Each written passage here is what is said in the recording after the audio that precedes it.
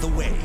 The Florence community reeling after 4 people were shot and killed at a 21st birthday party. And thanks for joining us tonight at 5 o'clock. I'm Cherie Polello. And I'm Mike Doris. The man's mother, who was hosting the party, is among the dead, and his sister was among the other 3 who were hurt. So Boone County schools are offering counseling right now, counseling services at Erpenbeck Elementary School.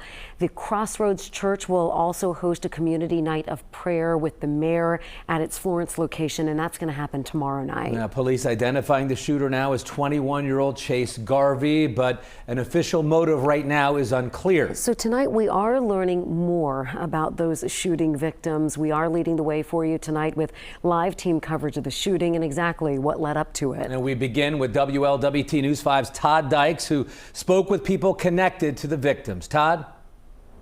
Yeah, Mike and Cherie, you know, there is still a collective sense of shock in this part of Boone County. People just find it incomprehensible that so many people were killed during a birthday party, so many people with such bright futures. Florence police say a little before 3 a.m. Saturday, during a 21st birthday party at this house on Ridgecrest Drive, a man with a gun opened fire. Detectives say 4 people were killed, including 44-year-old Melissa Parrott, who was hosting the party for her son. Also killed, 20-year-old Shane Miller, 19-year-old Delaney Erie, and 20-year-old Hayden Rebicki. A friend of Hayden shared this video that shows him snowboarding, one of Hayden's true loves. The kid is just someone that made everybody around him feel good. Pete Coleman hired Hayden about 3 years ago to help with his property management company. Coleman described Hayden, a Dixie High School grad, as an old soul with a serious work ethic. He literally is an employer's dream. Sweetheart, amazing manners, polite, in dealings, interaction with other folks. Similar words of kindness were shared near this memorial in front of the house where the murders happened. Here's Paige Robinson talking about her friend, Delaney Erie. Like, everybody that knew Delaney, like, seriously loved her so much. Like, she's such a joy. She's such a light in, like, everybody's lives. Like, it hurt. Like, it hurt everybody.